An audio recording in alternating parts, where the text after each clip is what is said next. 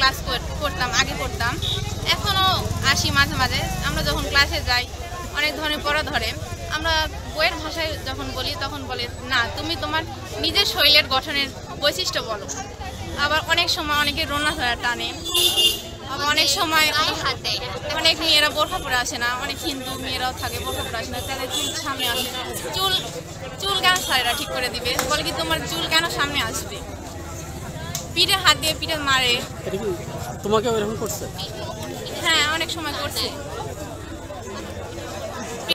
আমাদের প্রতি অনেক অন্যায় অবিচার হয়। আমরা যে ক্লাসে যাই অনেক বাজে বাজে কথা বলে।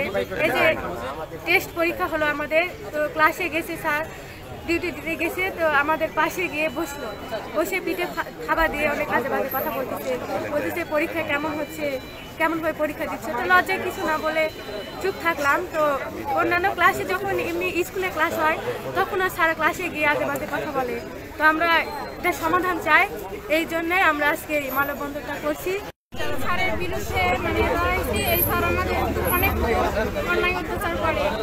স্কুলে যে প্রধান শিক্ষক হতে যাচ্ছে এনার চরিত্র খারাপ, মেয়েদের গায়ে হাত দেয় এবং অনেক কিছু বলে, প্রলোভন দেয়। এই জন্য আমার মেয়েরা আমার প্রস্তাব দেয় বিধায় আমরা আমার মেয়েকে স্কুলে পাঠাচ্ছি না।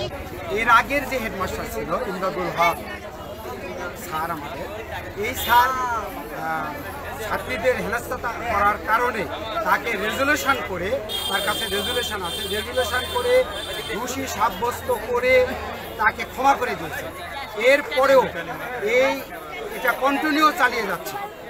ছাত্রীদের বিভিন্ন জায়গায় তারা শেষ স্পর্শ করে এই দিলীপ।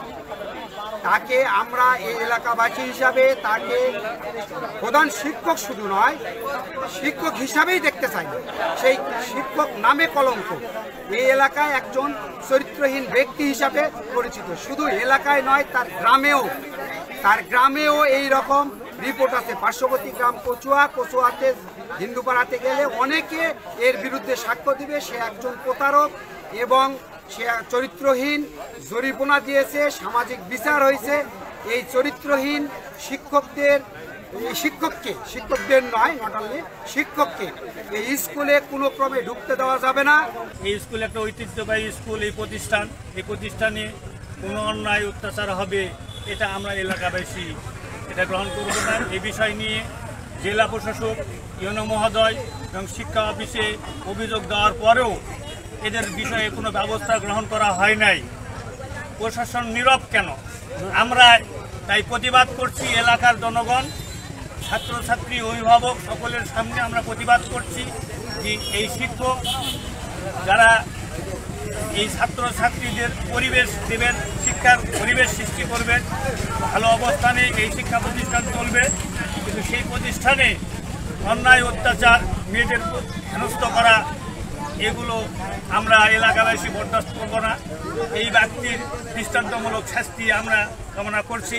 এই ছাত্রীদেরকে বিভিন্নভাবে গায়ে হাত দেয়, প্রস্তাব দেয় এবং বিভিন্নভাবে আমাদের ছাত্রছাত্রীদেরকে হেনস্থা করেন। তার এইখান থেকে শিক্ষা অর্জন করুক। অত্র এলাকার বিভিন্ন শিক্ষা প্রতিষ্ঠান যেন সুচারুভাবে পরিচালিত হয়, সেখানে আমাদের ছেলেমেয়েরা যেন সুরক্ষিত থাকে। এই লক্ষ্যে আমাদের আজকের এই মানববন্ধন। এই মানববন্ধন থেকে আমরা প্রশাসন সহ এলাকাবাসী সকলের দৃষ্টি আকর্ষণ করছি, যারা এইখানে এই অবস্থায় যারা দায়ী তাদের বিরুদ্ধে যেন ব্যবস্থা গ্রহণ করা হয়।